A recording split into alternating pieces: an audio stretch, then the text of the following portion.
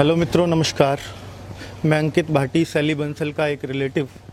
सैली बंसल के घर पे उसके मम्मी पापा, उसके बहन, उसके भाई, उन सब के साथ खड़ा हुआ हूँ और इस फैमिली का दुख दर्द बताने के लिए आपके सामने हाजिर हुआ हूँ कि ये फैमिली कितनी परेशान है उस अपनी एक बेटी को खोने के लिए, और सरकार पर क्या इसका असर हो रहा है।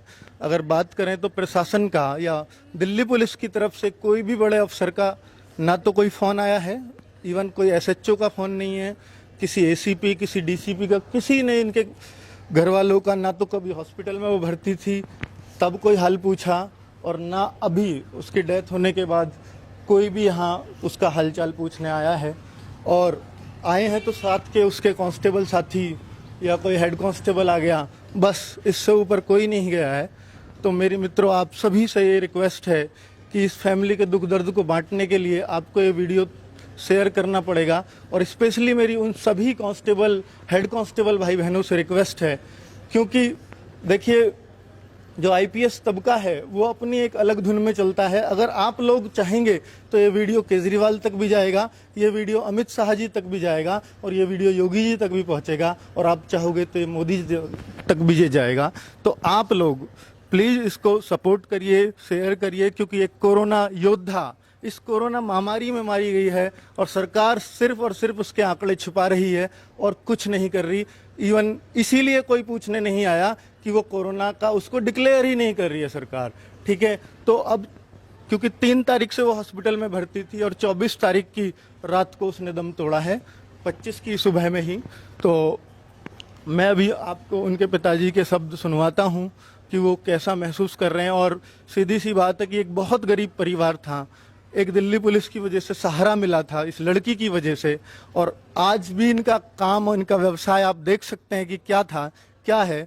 तो आप देखिएगा, ये भैंसों से अपना दूध बेचकर पेट पालन करते थे और आज फिर से उसी स्थिति में आ गए हैं।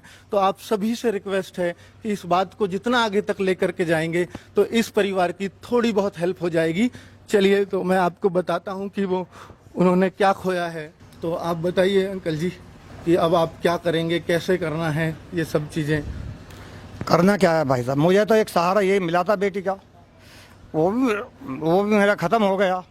मैं तो बहुत गर्व के साथ रहता था, कहता था कि बेटी मेरी नौकरी लग गई, अब थोड़ा सा सहारा मिल जाएगा, लेकिन वो सहारा भी फिर ऊपर वाले ने फिर छीन लिया है। अब मेरे पास कोई सहारा नहीं है, मैं तो बहुत कमज़ोर और गरीब आदमी हूँ। इनकी गरीबी का अंदाज़ा इनके घर की स्थिति आप देख करके पता लगा सकते हैं। तो ये उनकी मम्मी हैं जी, बताएं। मैं तो बहुत गरीब स्थिति में ही, मैंने बहुत ही मेहनत से बच्ची पढ़ाई अपनी, पढ़ा लिखा के मुश्किल से उस मंजिल पे पहुंची। मेरा सब कुछ खो गया, मेरे पास में कुछ भी नहीं है। मैं कैसे टाइम पास करूंगी बताओ तुम मुझे। एक बेटी का सहारा पकड़ा, वे भी राम ने छीन लिया। मैं अब क्या करूं बताओ, मेरी बहुत गरीबी स्थिति है। मेरी कैसे मंजिल पार होएगी बताओ तुम। तो देखिए मित्रों, ये सब सैली के मम्मी और पापा के आपने शब्द सुने हैं। सैली बंसल को सिर्फ व्हाट्सएप पे शेयर कर देना और कोई मतलब किसी तरह की कोई अपनी जिम्मेदारी नहीं मानना। तो आप ये सोचिएगा, जो दिल्ली पुलिस वाले लोग हैं, स्पेशली कांस्टेबल और हेड कांस्टेबल, जब वो इस वीडियो को देख रहे होंगे तो वो ये सोच कर देखें कि अगर आप, भगवान ना करे कभी आपके साथ ऐसा हो जाए, तो आपके परिवार को भी ऐसे ही छोड़ दिया जाएगा जैसे इस परिवार को सरकार ने बिल्कुल पल्ला झाड़ लिया है।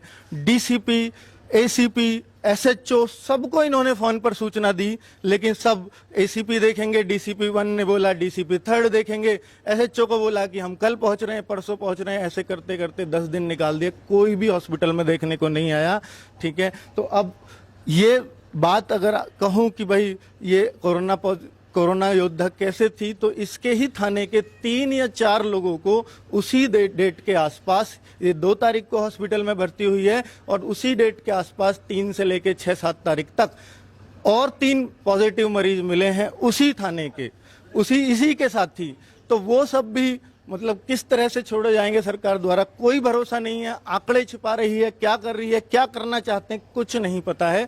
तो हम अपने स्तर पे कोशिश कर रहे हैं कि केजरीवाल जी को भी एक पत्र लिखा जाए इनके परिवार की तरफ से, और एक मोदी जी को भी कॉपी करने की कोशिश करी है कि मोदी जी को भी एक पत्र पहुंच जाए और कोशिश कर रहे हैं, दिल्ली पुलिस के कमिश्नर तक भी पहुंचे, बात दिल्ली पुलिस के डीसीपी तक भी पहुंचे, ताकि इस परिवार की कोई तो सुने, किसी को तो आत्मग्लानि फील हो। क्योंकि दिल्ली पुलिस का ही, देखिए सभी को दिल्ली पुलिस का ही भरोसा है, क्योंकि इन्होंने अपनी बेटी को दिल्ली पुलिस को सौंपा था और दिल्ली पुलिस ने आज इनके साथ क्या कर रही है ये शब्दों में बयां करना मुश्किल है। आप इनके शब्दों से अंदाजा लगा सकते हैं। कोई भी प्रशासन की हेल्प आप तक पहुंची है जी अभी तक? आप अपने शब्दों में बताओ। नहीं, कोई प्रशासन की हेल्प अभी तक नहीं पहुंची है। खाली कांस्टेबल एक 2-4 आए हैं और वो अपना यहाँ होके चले गए हैं। हमने जितनी मेहनत करी वो हमको ही पता है।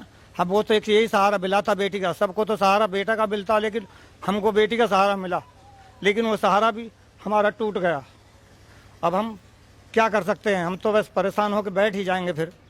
हाँ जी, इनका इतना ही बस की है, ये बस ये अपने 4 आंसू बहा सकते हैं और इनकी कोई सुनवाई कहीं पे हो या ना हो, लेकिन आप लोग इनकी सुनवाई आगे तक पहुंचा सकते हैं। तो इस वीडियो को मेरे लिए ना सही, इनके लिए ना सही, अपने अंदर जो भाव आए हों उनके लिए ही शेयर कर दीजिए, ताकि ये वीडियो सब तक पहुंचे जहां तक हम पहुंचाना चाहते हैं। और कोई ना कोई, मतलब इनको, हमारा जो उद्देश्य है कि कोरोना योद्धा का इनको बस दर्जा मिल जाए और कुछ नहीं चाहिए इस परिवार को, सिर्फ चाहिए तो कोरोना योद्धा का दर्जा मिलना।